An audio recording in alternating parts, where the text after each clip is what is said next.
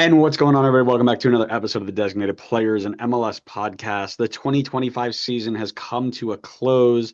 Inter Messi FC are your MLS Cup champions. And as usual, to wrap up the final game of the season, we are here to give you our full match analysis and our overall thoughts of the game, albeit just a touch later than usual. I'm Andrew, that's Connor. Here is your MLS Cup final recap. Connor, can you hear me?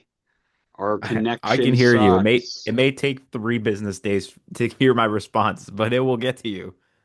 You just got to move down to Carolina and we can do this in person every week.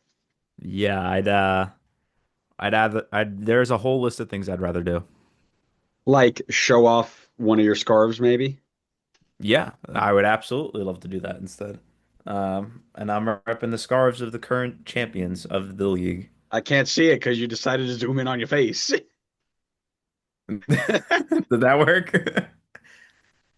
I can't Uh, see where the zoom is.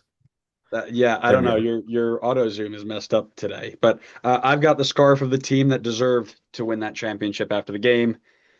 It is the Vancouver Whitecaps, who were far and away the better of the two teams, but as you have mentioned multiple times in our conversation, the only thing that matters is the final score. So we have a lot to talk about today. Usually we do this whole thing where like minute by minute breakdown, like this happened, what are your thoughts? That happened, what are your thoughts? But I think we just go general today because I have a couple of ideas that I want to talk about broader than the what do you think about this moment? What do you think about that moment? And the first one here is just the tactical approach to the game, right? So the reason I keep coming out here and saying that I think Vancouver deserved to win the game is because from minute 15 to minute 80, they were just bossing the absolute heck out of the game because we keep it PG on the show. Their press was fantastic. Miami could not play out of their own half. They denied service to Busquets, which caused that issue for them to play, and they won the ball in really good areas, whether it be in the attacking third or they recovered it after all of their players had to drop to recover the ball. It was just Blackman and Priso recovering the ball time after time again, and then re-going again, go again, move your pattern, do your pattern again, and Miami absorbed it. They did a really good job. I thought Ian Frey and Falcone were very, very good. And Rocos Rios Novo came up with very big saves in the biggest moments of the match. And at the end of the day, like we said, Miami, they were the more clinical of the two teams. They put away the chances that they had. And I feel bad because everything seemed to have gone right for Vancouver from their game plan point of view. They suffocated the midfield, they pressed them high, they recovered balls, their possession patterns were great, but one bad own goal, a mistake from one of their best players all year, and their lack of ability to convert chances cost them a title. Yeah, I mean, from I think this was way more of a balanced game than maybe some people, myself included, were expecting. I mean, I know Miami's game plan isn't exactly hold a ton of possession and create a bunch of these chances, working the ball into the box. I mean, their game plan the last few games has been to it's been I know this is very undersimplifying it or oversimplifying. I'm not sure which is the correct direction. Not a math. I'm a math major, not an English major. Nerd. Um, has been kick and run, right? They've been using Silvetti and Allende as wings on the side of Messi, and they've just been sprinting into the back line, beating the back line really well with Messi timing passes really well, and giving themselves really good opportunities. They may not get 10 opportunities a game, but if you give yourself five where you're one-on-one with the keeper, there's a pretty good chance you're going to set yourself up for success. And that's what they've been doing the entire tournament. And that's exactly what led to their success in this one, too. I mean, it's just granted, not every goal came like that for them, right? Like one of them was an own goal, and another one was them capitalizing on a mistake from Vancouver. But you still just you get the like that's kind of you can even see it in the box score, right? Miami has 35% possession. This is the way that they were going to continue to play. It's worked super well. Why would you not? And I think they got a bit fortunate here against Vancouver, considering, they in one play they hit the post 3 times. That being said, I think they stuck to their game plan and they still, as much as they did get some luck on their side, they still executed their game plan very well. And the biggest thing, and you kind of touched upon this, and I mentioned this before for Miami, the biggest part of their success is just how clinical they've been this entire playoffs. Again, they don't get a million chances a game, but they have been so good at finishing their chances when they get them. That's why they've scored, I don't even know how many goals, 20 plus goals in this playoffs, maybe. It's been so many. And they've, like I said, they haven't had a lot of chances. They've just been so good at finishing these opportunities that they've been creating for themselves. Calling Inter Miami a kick and run team is criminal non-ball knowledge comment. That hurt me. Listen, I said obviously it's not kick and run and like the simplicity of like, oh, we're just gonna kick it into the corner and run after it. But it's been like get the ball to Messi, and then Silvetti and Allende are just gonna sprint in behind, and Messi's gonna find some ball in behind for them. It's called playing in transition. We're going to work on your knowledge of the game here as we move forward. But All right. yes, and that's the danger is, and this is where I thought Vancouver was very good today was the fact that they knew they were going to try and play in transition, and the way that they usually play out their pattern in transition is usually some combination of Busquets to Alba to Messi, then we're gone. And when you take away one of those pieces, right, it's like a fire, right? Fire needs oxygen and fuel and space or heat or something like that, right? Take away one of those things and the fire goes away. It's the same deal in transition. You take away one of the pieces that usually puts the pattern together and they can't play out. And they did that for 70 minutes of the game. It was a phenomenal tactical masterclass by Jesper Sorensen, and also credit to Javier Mascherano and his team for being able to absorb it. Again, player of the match is, always going to go to an attacking player who did well, and I'm sure Messi got on there somewhere. I didn't actually check who got the final awards after that game, but Maxi Falcone was fantastic for Inter Miami, and the amount of times he snuffed out danger and pressed players out of the game and did the things that a center back needs to do to win a championship. I thought he was fantastic on the night. Then let's move on to this then, because as a criminal highlight watcher, you will have seen the biggest moments of the game being Drew Fisher and his reluctancy to give penalties in this game, both to Vancouver, right? So I went through the actual game and I kind of took notes on all the things because you know me, I love a referee breakdown. I love an analysis of a referee performance. And Drew Fisher specifically, MLS knew what they were doing putting Drew Fisher in the middle of this game. I mean, when you have a big game with all eyes on it, you want scenes. And Drew Fisher, he's nothing if he's not giving you some scenes. Am I right? Was he your pick for referee of the year? I Probably can't remember because who I you know picked. ball, because I know ball, he probably was. Let's be real. Um, and if he wasn't, then he's the wrong choice, is pretty much what I'm going to say. But we'll have to figure that out in our breakdown of our predictions, which is coming Friday. Or no, that'll come next week. Friday is going to be Don Garber State of the League thoughts. So make sure you're following for all of that. But let's talk about Drew Fisher really quick because he had multiple moments where he could have intervened, or he intervened in what some people may have thought was incorrectly, right? Within the first 10 minutes of the game, Inter Miami kicked the ball away after the whistle twice. And not like one of those, oh, I'm going to roll it back 4 yards. I mean, kicked it out of bounds or shot it in the goal after a whistle, things that you usually are going to give a card for. And he chose not to. He put his cards in his pocket. He said, let's play. Then in the 25th minute, Emmanuel Sabbi goes in and he gets taken down inside of the box by Baltasar Rodriguez, doesn't give the penalty. Rodriguez, on a yellow card, just 9, 10 minutes later, goes in and fouls Eddie Ocampo, where he puts his hands up into his face. He's already on a yellow at this point. Usually that's at least another yellow. Drew Fisher says, play on. Then in the 45th minute, Ocampo gets back on Rodriguez and throws an elbow directly into Rodriguez's face.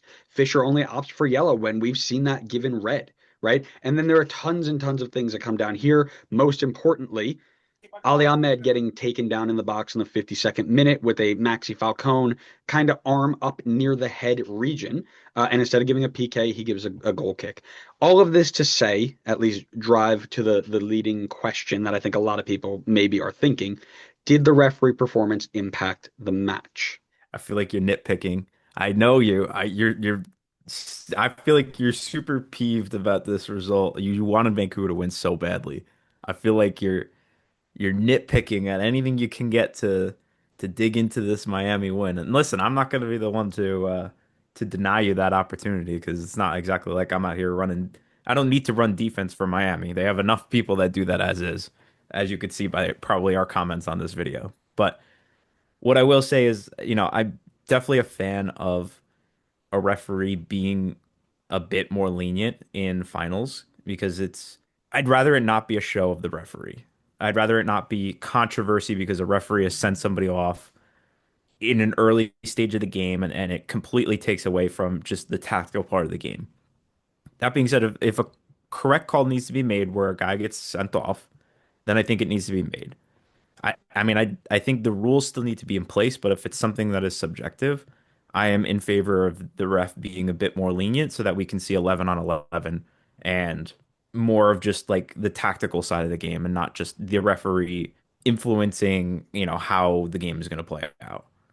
Yeah, I was trying to bait you a little bit. So a lot of the moments, and the reason so I laid out my thoughts on the game by watching the highlights before I watched the game, right? Because I obviously couldn't watch it live. I was coaching. And the reason I asked that is because it seemed very much like the highlights made it look like Vancouver was hard done by. And while the big moments didn't go in Vancouver's way, I think he got them both right. I don't think either is a penalty, though the Sabbi penalty or you know, penalty shout in the 25th minute, if he gave penalty for that, I wouldn't have been upset with it. I think that Rodriguez is out of control.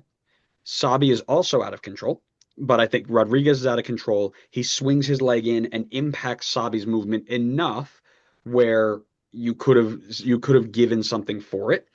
Likewise, there is contact. Sabbi, when he plants his leg, lands on the foot of a sliding Baltasar Rodriguez. And that's where your decision comes in. Did he win position of that space by putting his foot there first? Maybe. Did it impact Sabbi's ability to run and chase the ball? Also maybe. So I could see it go either way. But the other thing that you'll see as you watch the game is Vancouver getting the benefit of the doubt on the majority of the calls. The little ticky-tack stuff, the stuff that kind of stopped momentum and changed direction of play, those sorts of things usually went in Vancouver's favor. So I don't think Drew Fisher's performance necessarily impacted the match in terms of the result, though it did break up the flow of the game a little bit, which you can argue is good or bad in general, right? So we talk about the game plan and we talk about how well it came in, and the issue was Vancouver not being able to convert their chances. And as hard as this is to do, because obviously it's a team game and you don't want to single out individuals, Emmanuel Sabbi had what I would call a game to forget, right? And it's very tough because he had such a good year all year, but in the 38th minute, Thomas Muller cushions a header for him to take a volleyed effort from 4 yards, open goal, and he hits it right at Rocco's Rios Novo. I mean, he could have probably walked the ball in if he really wanted to. And then on the other side of halftime at 60 minutes, the difference maker in the game, he goes on this brilliant solo run, rips a shot from distance, hits both posts, and then on the rebound, he hits the post again.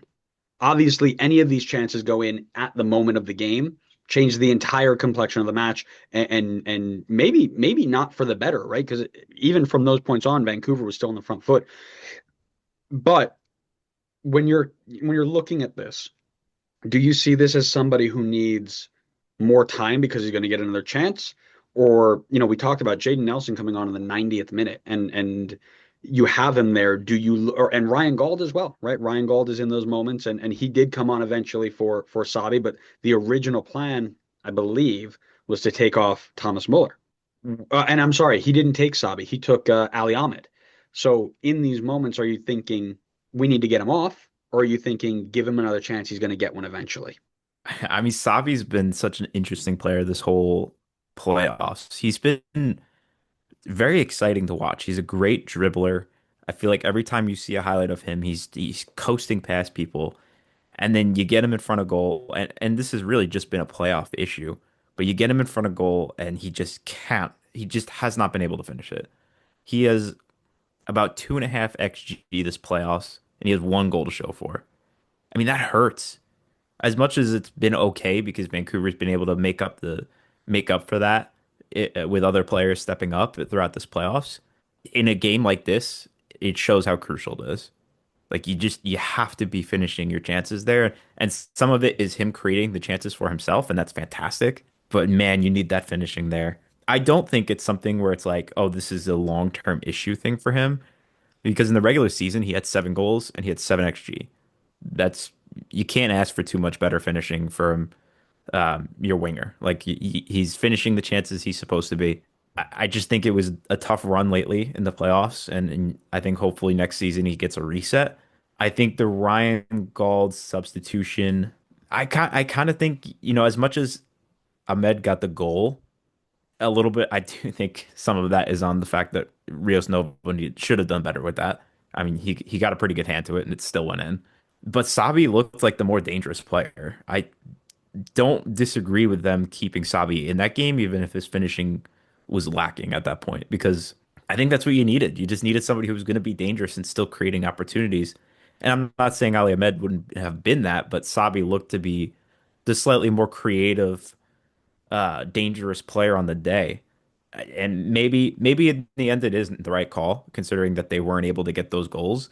But bringing on someone like Ryan Gauld and having Thomas Muller and having Brian White out there, I would think, if he's creating opportunities, then maybe he can find an opportunity for one of them whose track record shows that they are great finishers. So, yeah, I guess that's kind of my thoughts on his game, but also a little bit on like his playoffs and going forward for him.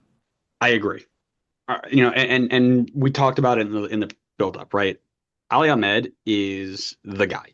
I mean, he was the most dangerous player in every game that they played, and he's the most dangerous player, Vancouver's had all year. And he looked outside of the run into I'll say the first 15 minutes, give or take, he was a ghost. My, I didn't know he was on the field at all because Ian Frey locked him down. Right. Then he started getting into it, taking a run here, a little build up there, and then he had that play down in the 52nd minute where he gets into the box, no PK called, and then boom, he gets that goal back. Right. And you're thinking, okay, he's finally coming out of his shell. But I agree with you that Emmanuel Sabbi was the playmaker on the day and created way more opportunities. And because of that, as a coach, I think I don't know. I don't know if I would have the guts to pull him at that point because you're thinking, give him a chance. It keeps coming. He's going to get one eventually, right? And it just makes you wonder if that was the obviously right now hindsight being 2020 if that was the right call. But at the end of the day, I feel bad for the guy, right? Because moments where your name's up in lights, you're going to score a goal against Miami's Inter Miami, you're going to change the game, and you're going to do it with a great cushioned header from Thomas Muller. You're going to do it on a brilliant solo run, and instead you're looking at being the reason. And I'm trying to put this the right way because obviously he's not the reason the team lost, but when people look back at the what if, he's the what if, and that's really tough to shoulder, right? And it's not to say that he had a poor game, but to say that unfortunately his chances were the difference, right? Oh yeah, I definitely wouldn't say. I would argue. I think you can make the argument that he may have had the best game out of everybody on Vancouver. I mean, he was really good. He was successful in all of his dribbles. His passing was fantastic this game. He did not lose the ball nearly as much as like Ali Ahmed did. Like he had a really great. If he had scored that goal, the one that triple posted, and they hung on to win 2-1, he's probably your player of the game. Like he deserved that goal, quite frankly. So Oh and yeah. it's super harsh to be on him, and I think any fan that is being on Sabi for this one is so unfair for that, considering that it was Kubas's, and maybe we're about to talk on this, but it was Kubas's mistake that ultimately led to the game-winning goal. So like if, and I completely agree with you. The blame should not be shifted on any singular person. But if you're gonna put the spotlight on somebody, it should be Kubas, not Sabi. I don't even want to put the blame on Kubas, right? I don't because I don't think I think Kubas was also very, very good in the moment. But again, I think he and Sabi both will share the what ifs, right? So when I'm a coach, we use things called the never evers, right? So you never ever lose the ball on a one touch pass. You never ever lose the ball dribbling out of the back, and you never ever lose the ball turning in your own half. If you do those three things at a high enough clip, you're gonna lose the game. Vancouver lost the game because Andres Cubas tried to turn and dribble out of the back instead of just playing the pass that was right there. It's shocking how the game goes, but a player at his level shouldn't be making that mistake. And you're right, it's a disappointing way for that season to go. Because again, Andres Cubas, a guy who we said was the reason they got here in the first place. I mean, his playing ability in the game before this, right, against San Diego, his counter press ability, his ability to break up things and hunt the ball in the middle. I mean, everything he did deserved to be in this game. And unfortunately, he and Sabbi are both going to go down as two players who were on the wrong side of mistakes. And that's just the game, right? And hopefully they rebound from it and that's gets better. But yeah, it's disappointing for sure. I mean, that's the difference in your levels, right? You got somebody like Messi who's, he may be poor or average for 85 minutes of the game, but 5 minutes of spectacular play sets his team up to win. And, as good as Sabi and Kubas have been lately, they just didn't have that little bit extra that someone like Messi, Busquets, or Alba has to get their team to be successful in those big moments. Yeah, yeah. And speaking of the big players, right? Though I came away from this game thinking that this is the first MLS Cup in quite a while where having such a high caliber of designated player actually made the difference, right? If you think back at the LA game, they were missing Ricky Puig, right? So you can't really talk about that high level, DP. You can talk about some of the wider players, but the biggest caliber guy was not even playing, right? And the game didn't, it was relatively close as well. And we can go back down the list and think about some of the bigger impact players, right? Maybe the Cucho and Rossi combo, right? You could talk about that as well. But this is the first one where it's like, okay, the team that won the game did so not because they were the better team all throughout, but because their biggest players made the biggest difference. And that takes me to this idea of Thomas Muller, right? Thomas Muller came off of the field in the San Diego game, and we made it a note in our preview, right? He wasn't fully healthy. Do you think a fully healthy Thomas Muller makes a difference here? Most likely. I mean, he's been fantastic since he's come over, and I think he plays a crucial role in the way that Sorensen has been managing this team. So I do think he would have made a difference. Whether or not they would have still won this game or they would have won the game, I'm not totally sure on that. I would probably lean towards actually, I would actually lean towards maybe yes. Because I think, Miami kind of got their momentum late and had Vancouver struck before that point when they're at 1-1, I think that completely changes it and forces Miami to be on the ball more, which I feel like they have not been doing as much lately. So yeah, I mean, I think fully healthy Thomas Muller probably makes a bit more of a difference. It's so hard to say if it would have like completely changed the result and Vancouver would have won. I know I mentioned it before, but I'm kind of leaning towards no. I don't think they would have won the match if he was fully healthy, Yeah, but it certainly would have made it very close. that's where I'm at as well. I think if you watch Thomas Muller play, what he did was good and good enough for this team to win the game. They if he's there, if Thomas Muller's fully healthy, Sabi's double post doesn't just go in because he's magically healthier, right? He doesn't he did enough with that cushioned header where Sabbi should have scored that goal, right? A fully healthy Thomas Muller doesn't make Andres Cubas not lose the ball turning in those moments, right? I don't think that a fully healthy Muller does make the difference. However, I do wonder what would have changed in the game plan if he was fully healthy, because you could tell that past maybe about the 60th minute, he wasn't moving quite the same as he normally would.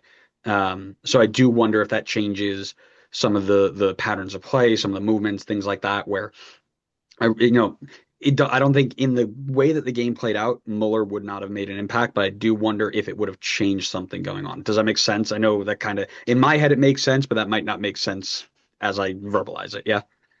Yeah, it makes sense to me, and it begs the question: should he have maybe gone for Muller off the bench and just set up Vancouver to hang in the game long enough that you can bring Muller on later, and then you can get his full time on the pitch at a higher level versus keeping him on for however long. I guess that he went the full 90, so keeping him on for 90 and he gives you 60 good and then you have to 30 minutes of him like not being at 100% on the field or even close to 100%. I guess he may not have been 100% throughout the whole game. Well, and then you flip it too, right? Everybody's focused on Thomas Muller. What does a fully healthy Ryan Gauld give you?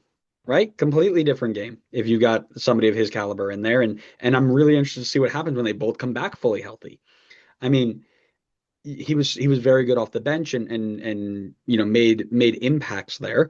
And even in the game here, he was able to get on the ball and create some things. But you could tell the rust was there, and you could tell it wasn't quite coming together. And I wonder what a healthy combination of those two would have done.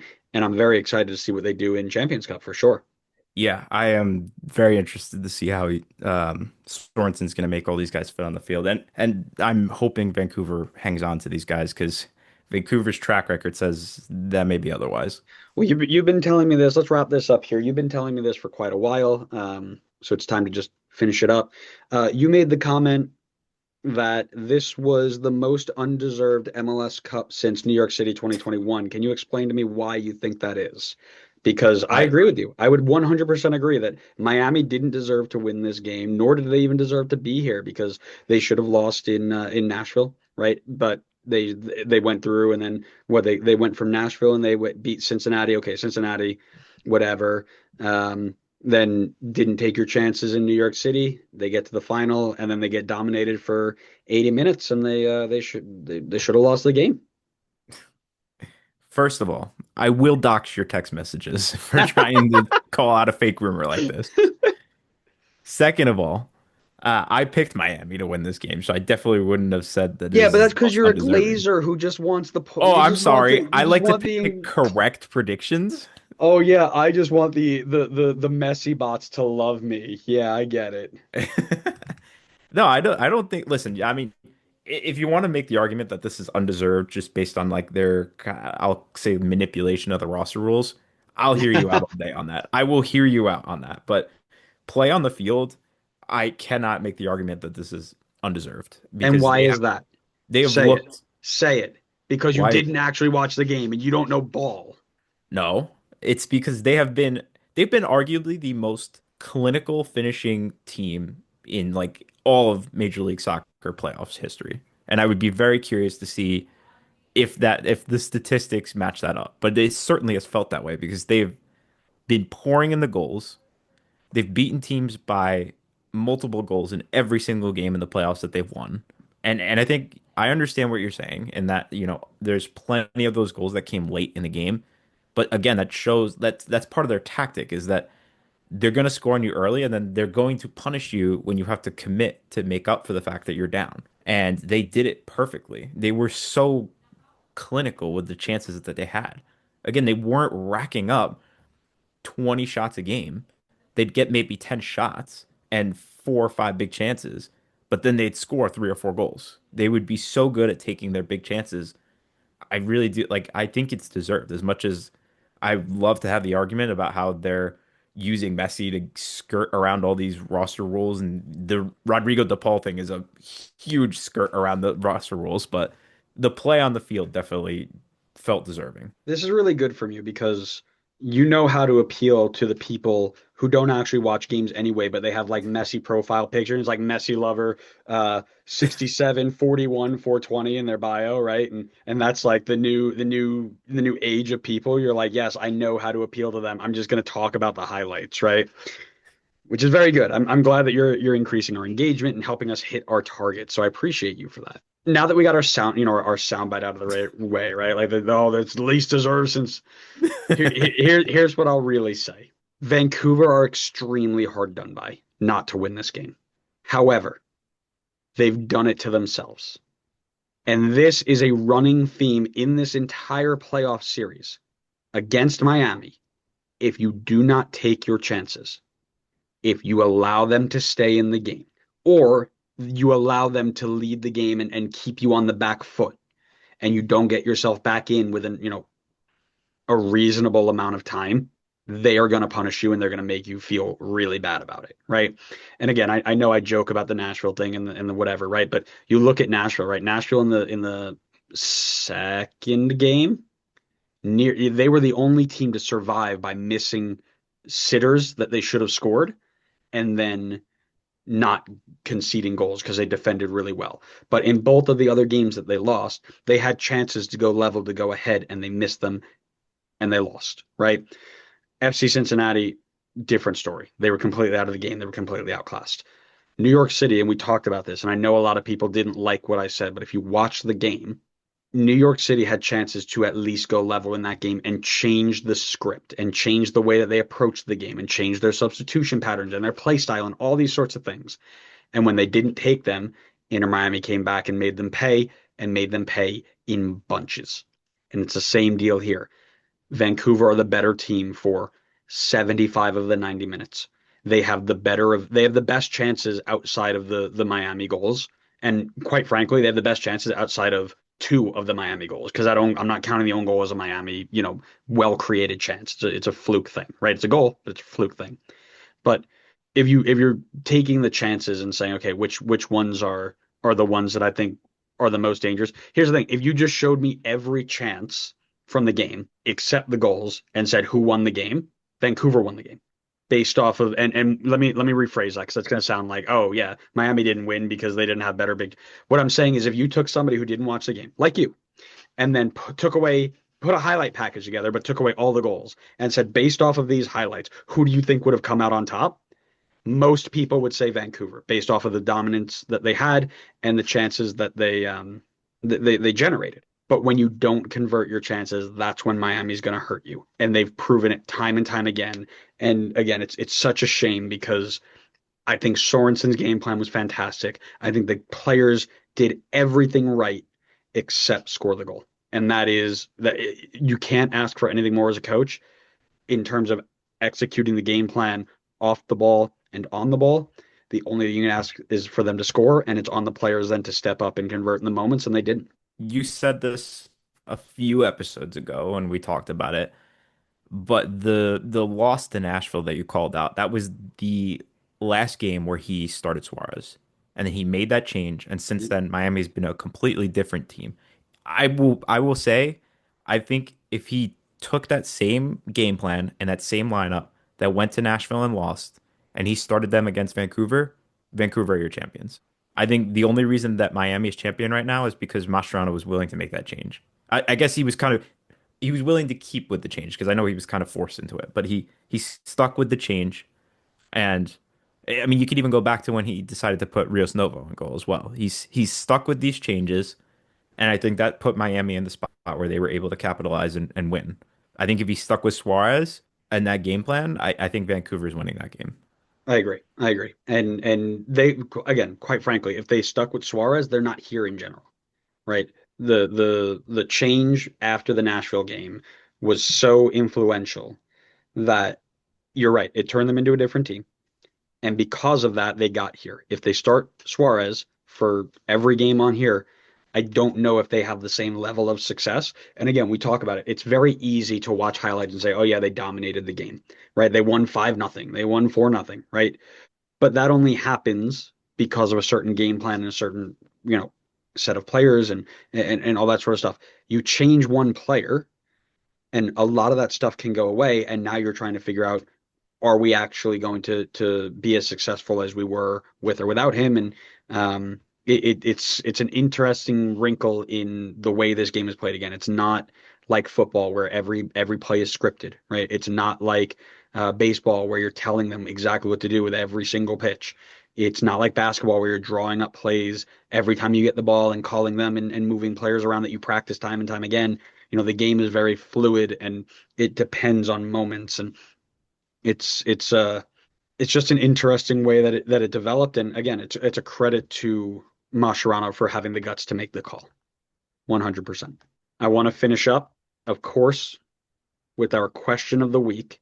And also, we have some very cool things to shout out. Because, for those of you who don't know, Spotify Wrapped dropped back in last week. I think it was last week. Yep. And we had two different people who deserve a shout out because we were in their top 5 podcasts for the year, which can you imagine saying something crazy like that 6 years ago? Can you imagine that? Well, let me ask you this. Are the two people in this room right now? Are the people in the room with us? No, so our buddy Cody, I'll use his last name. It's on Twitter, so I'm sure he won't have too much of an issue with it. But our buddy Cody Comer, he's constantly responding to our questions of the week and giving us really, really good thoughts and conversation. We are his number three podcast for the year, behind the Third Degree podcast and the FC Dallas Radio Network. So, that makes sense considering he is a Dallas fan. And again, I'll give him a shout out because he was the one who said Dallas was going to make it to the playoffs as the number 9 or 8 seed after they let go of Luciano Costa. So that was super, super good of him. Well done, Cody. And then this one, I'm really hoping I don't mess up the name, but as we know, I'm going to mess up the name. So I apologize in advance. But a new Onwe Akunji. I'm really sorry if I butchered that. I really, really am. But we are his number five podcast. So a shout out to both of you for making our day by letting us know that, because that just amazing, amazing stuff. We really thank all of you for hanging out with us every week and listening and interacting and just doing all the good stuff with us. Thank you, thank you, thank you. And then I Wait, hold also on. I've got one more for you. Oh, you know what? I think I'm Wait. also in. I think it's also I'm in my top five too. Yeah, look at that. Number four. Let me see. I think I sent it to my friend. Let me see if I think I was my number five, which is bad. But Yeah. I mean, in fairness, we listen to every single episode. So oh yeah, oh yeah. we live it and then we listen to it again. So it would be our Oh, number just one in that kidding, just regard. kidding. I am not there. I am not. I didn't make it into my top five. So all right, we got Wow. three in the top Guy's five. not dedicated. I'm not. I'm not. I don't gas up our views. Um, the one thing I want to do is I want to shout out our question of the week, of course, because we had to ask the question. MLS Cup was here, and who was going to win the game? We had a phenomenal 93 responses. And again, I'm not doing the math for this one because it's a lot easier when there are 10 responses, guys. But when you guys are blowing us up like this, I can't do it. He's Um, too big for you all now. yeah. All right, fine. Now you're going to get the math. You're welcome. No, I didn't mean to do that. I'm gonna sit here and watch him do math. Yeah. Oh God. All right. So 27 people on Twitter said that Vancouver was going to win in regulation, and then another 11 players on Twitter said Players. so. We're all designated players here. That's what our fan base is called. We're the designated Well, players. you just I've called them determined. players. You didn't specify where they are in the roster All rules. right, relax, child. All right, Are here's what they I'll TAM say. players? It seems like a pretty even split between Miami winning in regulation and Vancouver winning in regulation. We had a few for either team in extra time PKs, but if you were one of those teams that, or one of those designated players that went ahead and picked Inter Miami to win, well done. And a shout out to Ryan. Shut up. A shout out to Ryan McNassie on YouTube, who said Inter Miami 4-2 against the Vancouver Whitecaps, and said there would be a red card. Didn't quite get the red card right, but did get the final result. So that's it for us, guys. Thank you so much for listening to another episode of Designated Players and MLS Podcast. We only have three more to go this year. On Friday, we are going to be releasing our thoughts on Don Garber's State of the League address. On Monday next week after that, we will be releasing our reactions to our preseason predictions. So that is standings, that is awards, and that is bold predictions. And then on the following Wednesday, we will have one more MLS news episode to wrap up the biggest news that we've missed since playoff season. We've had a couple of coaches come and go. We've had a couple of signings come and go, and some rumors as well. But we'll cover all of that in one more big episode before we're off for the rest of the year. So make sure you're following us to see when those get dropped on your favorite podcast platform. And then make sure you're following us on social media, Twitter, Twitter, YouTube, and TikTok. Those are the three that we're on now. Don't go anywhere else. We don't really use them much anymore. But thank you so much, everybody, for listening. We hope you enjoyed it. We'll see you next time on the next episode of the Designated Players and MLS podcast. See ya.